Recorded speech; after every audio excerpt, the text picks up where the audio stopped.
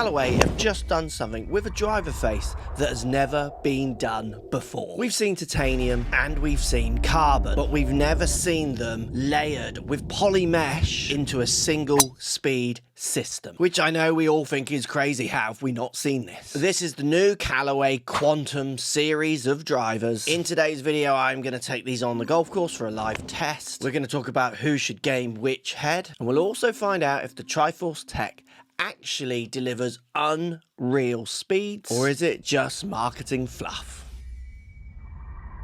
The big story around the Tech, it's really the Triforce face, that breakthrough of ultra titanium, poly mesh, and the carbon, that dream combo we've all wanted. It's got the 360 carbon design, making it strong, good for off-center hits. It's also got next generation AI mapping, which is using those three faces, and then with AI, it's making sure that you keep your ball speeds as high as you can across that face when you're mishitting. But the other big story is obviously we have a new driver. They've kind of inserted the Triple Diamond Max in there. It's a category we didn't even know we needed. This driver sits between the Triple Diamond, which is obviously that better player low spin bomber, and then between the Max as well. It kind of sits between them.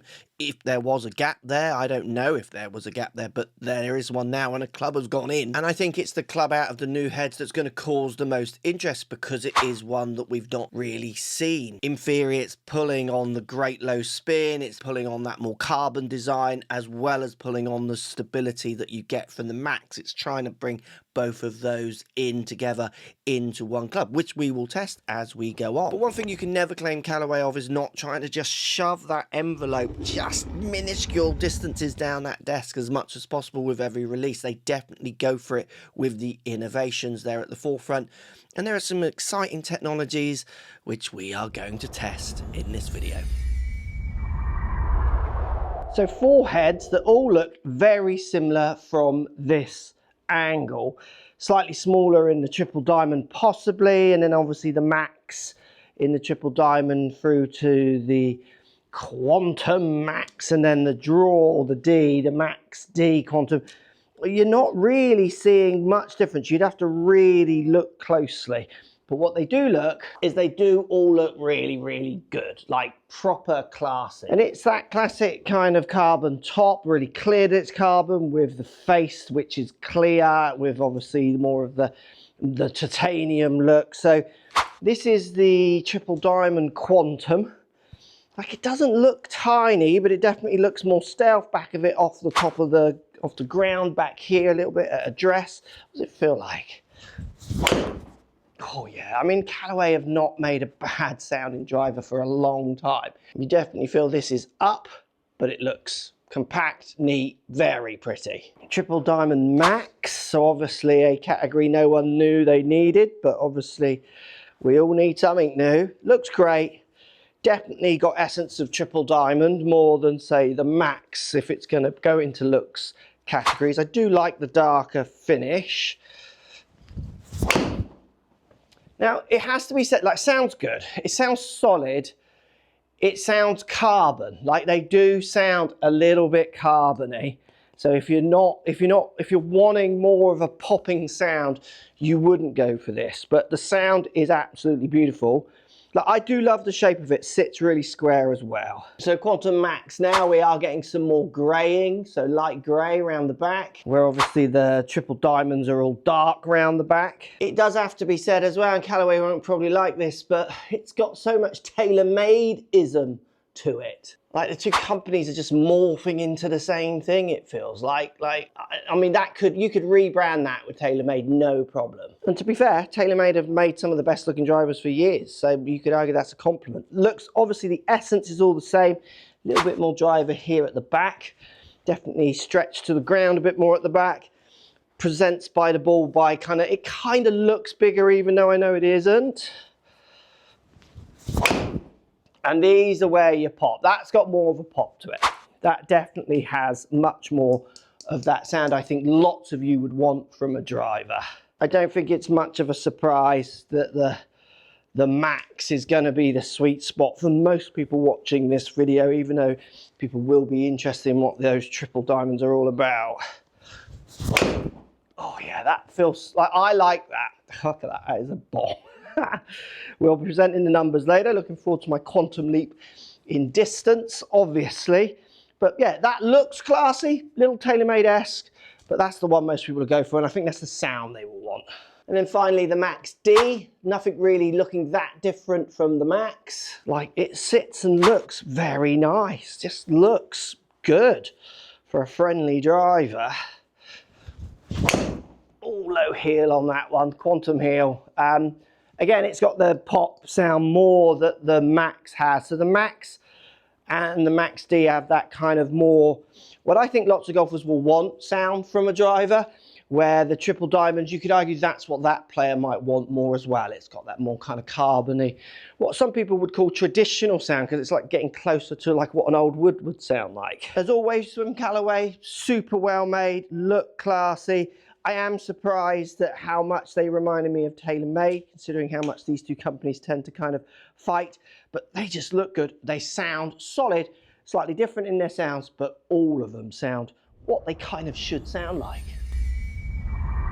With the cost of these clubs coming in at the same price as a very decent home-end kind of gym, I wonder if anyone actually questions if they should spend the money on the new driver or maybe improving their body, which is probably where most of the distance gains would actually lie. But what do you think of the prices? Obviously, it's not cheap. It's going to be premium. It's top-end equipment. Would you pay these prices for this driver? Just before we look at the numbers, if you really want to know how to move your numbers, I'm going to link a video in the description down below, as well as at the end of this video that you need to watch, of me trying to make myself faster. And what you're going to notice, the equipment's making a small difference. What I'm doing to me is making a bigger difference. You have to watch this video if you're really seeking more distance. It'll be linked at the end of the video. So when it comes to the numbers, they all fit into their category. The draw driver definitely feels like it's going to go a little bit left until I start to override it. It's a slightly higher spin model. I got it spinning between 2,500 to 2,800 in that kind of range, carrying a decent distance, bearing in mind it's a higher spinning model club. The Max is a great all-round performer. I got really good numbers with this club. You could really dial it in. I was around my 2,200 to 2,500 spin rate. I was carrying it up near my 280 yard carry, which is like top end for me. It's always from Callaway, no surprise that these drivers come out near the top end of my speeds. The Triple Diamond Max, which was super interesting. Now I'm going to test the Triple Diamond Max and the Max on the course coming soon to see how it really works in a live test on the course, coming later on in this video soon. It really crossed over between the Triple Diamond and the Max. I could jump between. I could get it spinning under 2,000. I could get it spinning up at 2.6. So it does sit there maybe 200 revs below the Max, but obviously my standard deviation is way higher than that anyway. So it's like crossing over, where the Triple Diamond is still that low spin bombing machine that was consistently low spin. I get my longest drives, but I also get some of my shortest because the ball just drips and droops out the air if you haven't got enough spin on it. I really can't wait to see if the quantum distance and the quantum power is going to come out on my live test on the golf course. The numbers from inside were very, very solid, consistent, and as I would expect from each brief for each head. Thanks for watching this far in the video. If you want a free gift as a reward for watching this far, shouldn't be a reward actually, you should just want to keep watching me for as long as possible. But I've got my Golf Swing 101 free gift in the description down below. It's got everything you need to improve your fundamentals to make sure your driving is as good as it can be. Back to the video. So a nice cold winter day in the UK testing new drivers. The numbers were as I kind of expected. They basically just kept flipping. On each test I did, I hit them on tees, and what I would find is that it was so much more me coming out. These drivers were very similar. I think over the space of time, the Triple Diamond Max might just sneak a few extra yards, but at the same time, you still do get that low spin drop off as well. These clubs are so similar. You would have to be so dialed in with your game to really be seeing a difference between them, as in I can see the difference with them, but when you get out on the golf course, you take roll, bounce, everything into account. Our deviations as human beings, I saw them just crossing over. The Triple Diamond Max looks, feels so nice. I can see why it's going to be popular with that kind of mid-range to better player. So which head is for which driver? The triple diamond, the Quantum triple diamond, it has to be still for that player who just some reason wants something that spins crazy low. Maybe you've got immense speeds. Maybe the more purist out there who want a certain shape and sound. The Quantum triple diamond max definitely is a pro forgiveness hybrid head. It does blend. It could appeal to lots of golfers, mid-range to high handicappers, the tour pros. Like that one can cast the net a long way. It's a really nice looking club, and I think it just gives those golfers who want something slightly more than just what everyone else has in their bag that little bit difference where they can say, I've got this one because I do X, Y, and Z.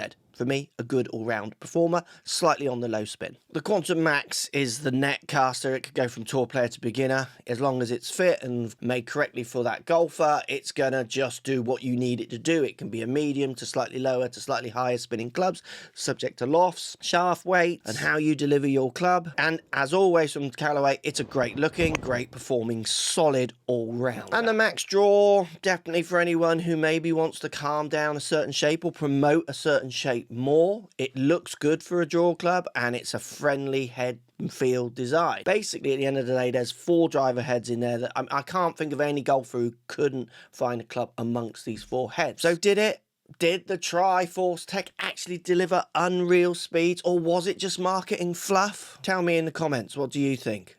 Which was it? Marketing fluff, or did it deliver distance?